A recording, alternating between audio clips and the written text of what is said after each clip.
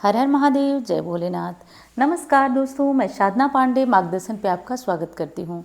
दोस्तों, आज मैं आपको सरल साधारण विधि से हवन करके दिखाने जा रही हूँ।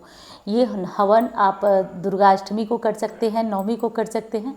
और यदि जो मैं पूर्णिमा पे उपाय बताती हूँ कि हवन आप लोग कर लीजिए, तो बहुत सारे क्वेश्चन होते हैं, बहुत सारे प्रश्न होते हैं, तो उन प्रश्नों का भी समाधान होगा। और पूरी तरह से मैं ये मानती हूँ दोस्तों कि यदि कोई छोटा बच्चा देख रहा है तो आज के वीडियो देखकर उसे हवन करने में कोई दिक्कत नहीं होगी, हवन करना वो व्यक्ति सीख जाएगा। तो चलिए स्टेप बाय स्टेप चीज़ों को बता रही हूँ आपको। बस ये आपसे प्रार्थना है कि वीडियो लंबी हो सकती है क्योंकि चीज़ें छूट जाएंगी और बहुत सारे क्वेश्चन हैं हवन से जो कि मैं बता भी नहीं सकती हूँ हवन से जुड़े हुए। तो आप लोग बस बातों को ध्यान से सुनिएगा। अब दोस्तों देखिए, सबसे पहले ना जो भी चीज़ें हम लिए हैं देख लीजिए ध्यान से। तो जो भी चीज़ें लिए उसमें कुछ विशेष चीज़ नहीं चाहिए। एक तो आपको हवन सामग्री चाहिए। हवन सामग्री कैसे बताया जाता है पहले की चैनल पे वो वीडियो पड़ी हुई है, देख लीजिए, क्योंकि ये सारी चीज़ें इसमें रखने से वीडियो बड़ी हो जाएगी। ठीक है, तो ये हवन सामग्री है, ये कपूर है, इसी से तो हम जलाएंगे अग्नि।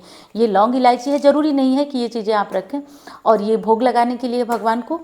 और ये 1 लोटा जल, जैसा कि कोई भी पूजा पाठ करते हैं, कोई भी मंत्र जपते हैं, कुछ भी, तो मतलब आपकी पूजा में 1 लोटा जल होना अनिवार्य है। और ये भी भगवान को भोग लगाने के लिए ही चीज़ें हैं। और ये देखिए गाय का घी है जो हवन में आहुति, पहली आहुति दी जाती है, पूर्ण आहुति की जाती है, तो घी से ही की जाती है। ठीक है, तो ये भी रख लीजिएगा। और हाँ, एक दीपक है। तो अब दीपक में सुनिए, नवरात्रि में यदि आपने वहाँ पे अखंड जोत जलाकर, जैसे मैं जलाकर रखी हूँ, फिर भी आपको बता रही हूँ, अखंड जोत आपने जला के रखी हुई है तो आवश्यकता नहीं है कि आप अलग से हवन के लिए कोई ज्योति जलाइए। ठीक है, ध्यान से सुनते जाइए, एक एक बातों को मैं स्पष्ट करती जा रही हूँ। तो ज़रूरी नहीं है अगर ज्योति वहाँ जल रही है तो, नहीं जल रही है तो एक ज्योति जला लीजिएगा हवन करने से पहले। ठीक है, उसके बाद और क्या चाहिए, तो देखिए ये चाहिए आपको रोली। रोली दिखाई दे रहा, मैंने अलग से नहीं रखा, मैं सोची हूँ कि इसी में आपको बता देती हूँ। तो ये रोली है, ये हल्दी है। ठीक है, और ये सिक्का वगैरह है, ये पूर्णाहुति में सुपारी वगैरह प्रयोग आता है, तो ये है। तो इतनी चीज़ें, ये अक्षत है, ये हवन सामग्री है।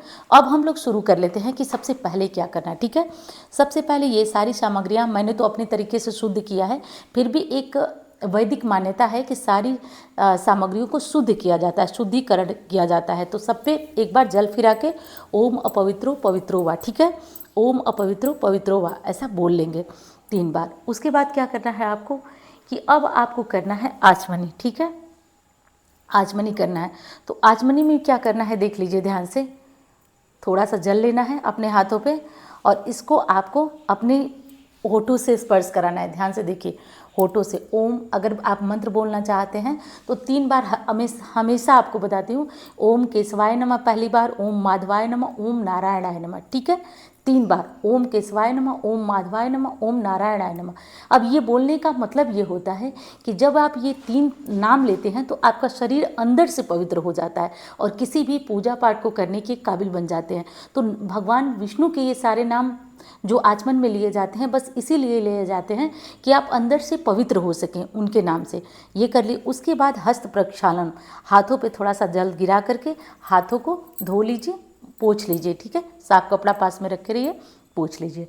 तीसरी चीज़ आपको क्या करना है कि अब हवन जो आप करने जा रहे हैं, अब आपकी पूर्णाहुति होने जा रही है। फाइनली आप अपनी दुर्गा सप्तशती हो गया या फिर कुछ भी आपने जो भी मंत्र जपा, अब उसकी पूर्णाहुति आप करने जा रहे हैं हवन करके। तो असल में हवन होता क्या है, हम देवताओं को अग्नि के माध्यम से भोग लगाते हैं, तो पूर्णाहुति हम करने जा रहे हैं। तो उसके बाद हम क्या करेंगे, पहले हवन का हम संकल्प करेंगे। यदि पुष्प वगैरह है तो ले लीजिए, मेरा ध्यान नहीं आया कि वीडियो बनाना है तो मैंने सारे पुष्प वगैरह भगवान को चढ़ा दिया। मैं सिर्फ अक्षत लेकर के आपको बता रही हूँ। और एक सिक्का ले लीजिएगा। ठीक है, एक सिक्का या जितनी आप संकल्प में पैसे रखना चाहें ले लीजिए। ठीक है, संकल्प में ले करके और आपको क्या करना है कि सबसे पहले अपना नाम बोलिए, स्थान बोलिए जहाँ पे आप ये हवन कर रहे हैं, अपना गोत्र यदि पता है तो बोलिए, या और उसके बाद आपने क्या पूजा किया।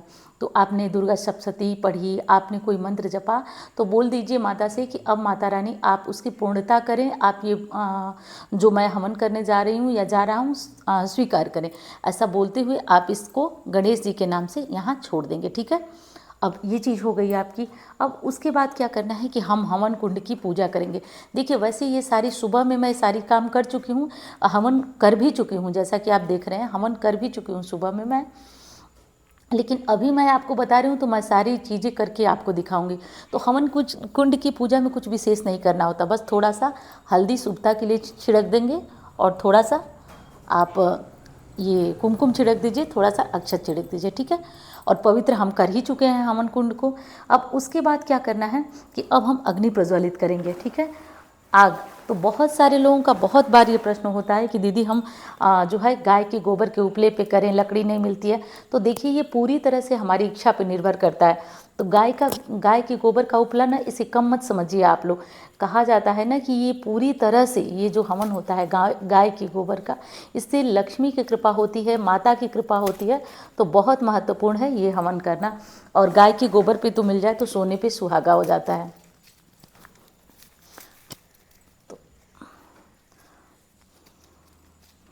देखिए वैसे तो हवन करने की विधियाँ थोड़ा सा कई अलग अलग हैं, लेकिन मैं आपको सामान्य, एकदम सामान्य विधि बता रही हूँ, तो वो आप लोग कर लीजिएगा।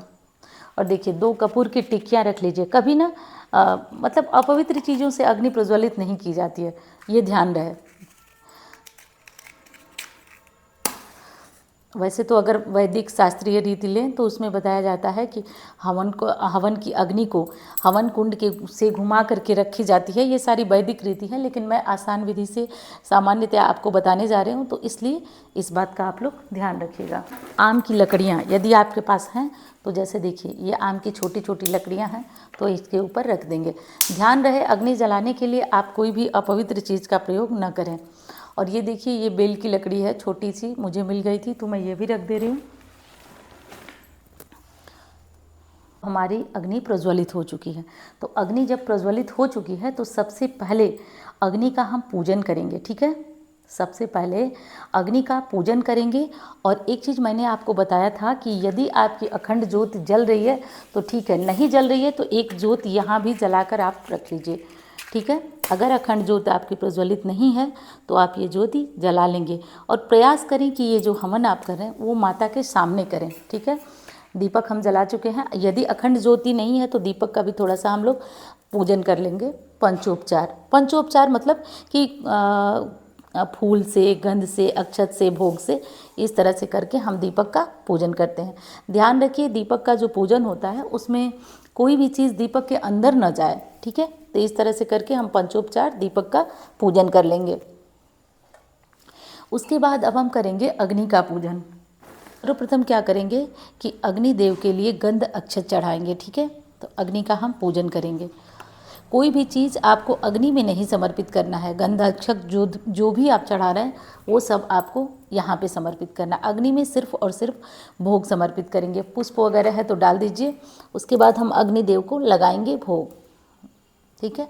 अग्नि का पूजन करना अनिवार्य है, क्योंकि यही तो आपके देवता तक आपका जो हवन है, हवन सामग्री है, वो पहुँचाएंगे, ठीक है। तो अग्नि का पूजन आपका हो चुका है। उसके बाद अब क्या करेंगे आप कि जो आपकी हवन सामग्री है, जैसे भी आप तैयार करते हैं, पहले की वीडियो है, आप देखना चाहें तो देख सकते हैं।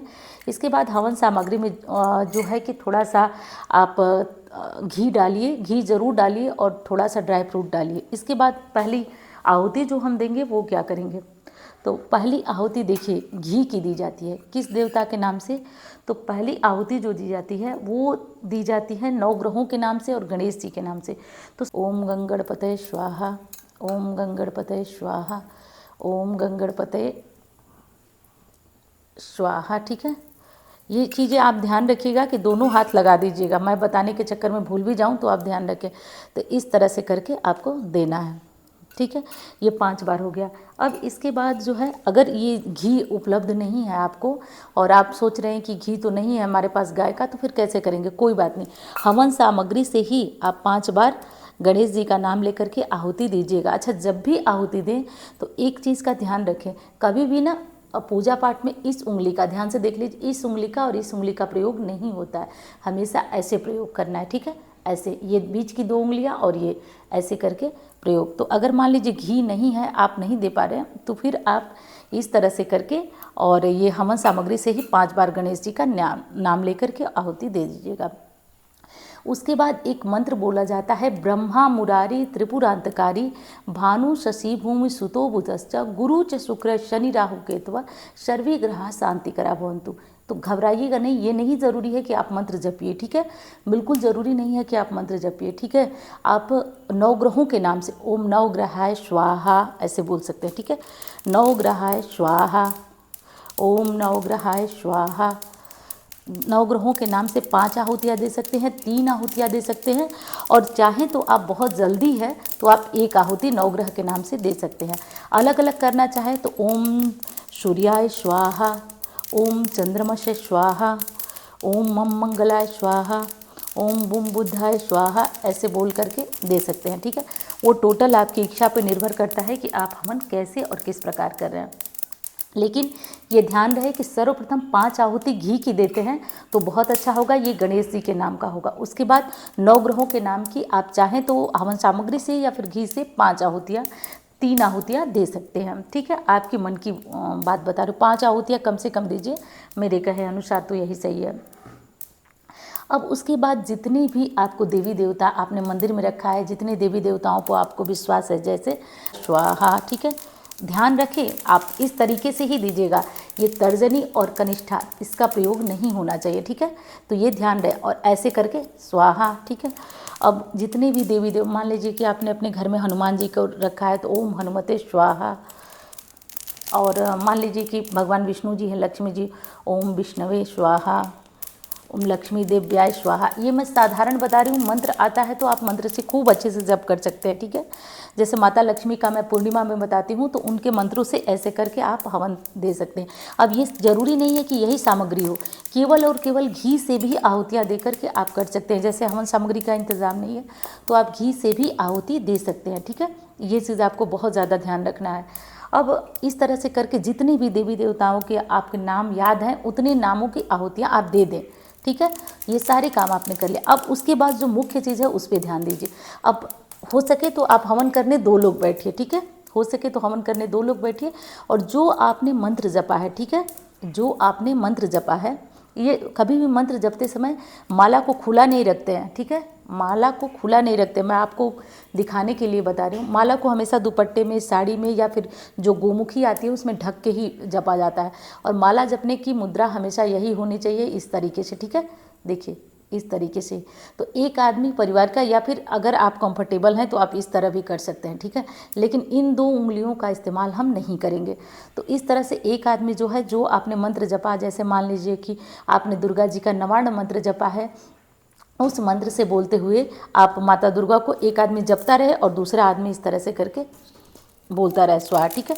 इस तरह से आप लोग करते रहिए, और इस तरह से करके कम से कम 108 दीजिए। अब अगर आप 108 आहुतियाँ नहीं दे पाते हैं तो 11 दीजिए, 51 दीजिए, 21 दीजिए, इस तरह। ओम दुर्गा देव्ये स्वाहा, ओम कालिकाय नमः स्वाहा, ओम चंडिकाय नमः स्वाहा, ओम भैरवाय नमः स्वाहाय नमः स्वाहा, ओम मातंगी देव्याय नमः स्वाहा, ओम वैष्णव देव्याय स्वाहा, ओम कालिकाय स्वाहा, ओम चंडिकाय स्वाहा। इसके बाद जो मूल मंत्र है जो आपने पढ़ा हुआ है, जैसे मान लीजिए ओम ऐं ह्रीं क्लीं चामुंडाय विच्चे स्वाहा, ओम ऐं ह्रीं क्लीं चामुंडाय विच्चे स्वाहा, ओम ऐं, ध्यान रखें, मुद्रा का ध्यान रखें, ओम ऐं ह्रीं क्लीं चामुंडाय विच्चे स्वाहा, ठीक है। इस तरह से करके आपको 108, और नहीं 108 हो रहा है तो आप कम से कम 51 आहुतियाँ दीजिए, 21 आहुतियाँ दीजिए, लेकिन हवन करना ज़रूरी है। अब मैं होम बार बार आपसे कहती हूँ कि हवन नहीं कर पाते हैं तो होम कर लीजिए। जो आप हवन सामग्री तैयार करते हैं उसके स्थान पे आप गाय के घी से सामान्यतया, ठीक है, गाय के घी से सामान्य इस तरह से करके चम्मच से, जो कि सबको मिल जाती है, ये सिर्फ दिखाने के लिए बता रही हूँ, यहाँ पे इसको नहीं करना है, सिर्फ दिखाने के लिए बता रही हूँ। अब इस तरह से करके आपको जितने भी आपके देवी देवता हों, जितने देवी देवता आपके ध्यान में आ रहे हों उनको करिए। उसके बाद अपने मूल मंत्र को जो आपने जपा है उसको 108, 51 जितना करना है वो आप कर लीजिए, ठीक है। उसके बाद दोस्तों अब हम करेंगे पूर्णाहुति। हवन की पूर्णाहुति कैसे होती है ये जान लीजिए।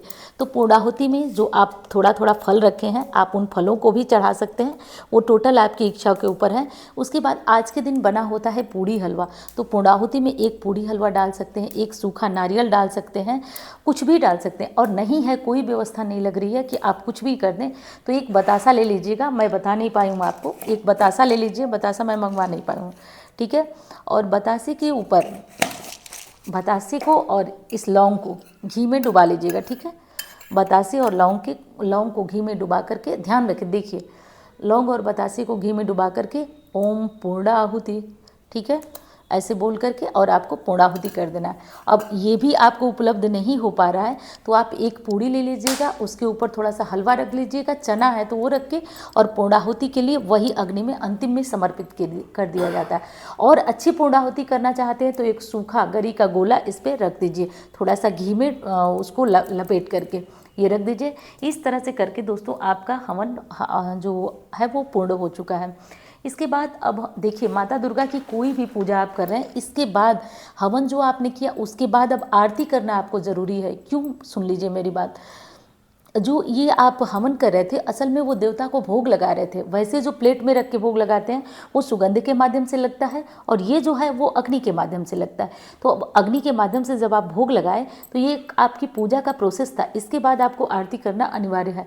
तो आरती, इसके बाद आप आरती ज़रूर करें। कन्या पूजन कर रहे हैं तो इसके बाद कन्या पूजन करें, फिर उसके बाद आरती करें। या फिर नहीं कर पा रहे हैं, आपको लग रहा है कि नहीं हम कर नहीं पाएंगे, तो कोई बात नहीं, आप अभी आरती कर लीजिए। कन्या पूजन के बाद नहीं भी करते हैं तो चल जाता है, लेकिन मैं कहूँगी कि आप अभी रहने दीजिए। यदि कन्या पूजन कर रहे हैं तो इसके बाद कन्या पूजन करिए आराम से, 2 बजे 3 बजे कभी भी जब खाली होइए आराम से बैठिए और तब माता की आरती करिए। और ये ज़रूरी काम है। ये चीज़ ध्यान रखिएगा कि कभी भी हवन बुझी हुई अग्नि में न करिएगा, क्योंकि अगले जन्म में अंधापन झेलना पड़ता है। तो इसलिए ज़रूरी है कि अग्नि और दीपक दोनों जलता रहे। अखंड ज्योति है तो दीपक जलाने की आवश्यकता की नहीं है। ये चीज़ कर लीजिए। उसके बाद क्या करिए, मांगेगी कि जो भी हमने हवन के द्वारा आपको संतुष्ट करने का प्रयास किया उसके अंदर अगर कोई त्रुटि हो तो माता से क्षमा मांगिए, हाथ जोड़कर क्षमा मांगिए। उसके बाद अब हो गई आपका पूजा पाठ हो चुका। अब जब आप यहाँ से उठ रहे हैं तो ये क्या, एक काम और कर लीजिए। कभी भी कोई भी पूजा करके उठते हैं, प्रतिदिन की मंत्र जपते हैं कुछ भी, तो अपने आसन के नीचे, ध्यान रखिए, आसन के नीचे ऐसे थोड़ा सा जल गिरा के और उसको अपने मस्तक पे लगा लीजिएगा। इससे क्या होता है, इससे आपकी पूजा, आपको जो फल होता है वो आपको ही मिलेगा, अन्यथा आपकी पूजा का फल इंद्र को चला जाता है। तो ये काम कर लेना आपका अनिवार्य है। तो इस तरह से करके अब आपका हवन हो चुका है। आप हवन में चाहें अब यहाँ पे तो कुछ दक्षिणा भी चढ़ा सकते हैं, ठीक है। तो दक्षिणा आप चढ़ा सकते हैं। दक्षिणा के साथ साथ एक चीज़ का और ध्यान आप रखिए, दक्षिणा आप चढ़ा दीजिए। मैंने बहुत प्रयास किया, आपको अच्छी लगी तो आप एक लाइक ज़रूर करिएगा, चैनल को भी सब्सक्राइब करिएगा। और हाँ, रात को 9 बजे मैं, शनिवार को रात को 9 बजे मैं लाइव जुड़ूंगी आपके साथ। तो लाइव में अष्टमी के बारे में बहुत सारी महत्वपूर्ण और आपके फ़ायदे की बातें हैं, तो उसको सुनना मत भूलिएगा। मिलती हूँ अन्य वीडियो में। धन्यवाद।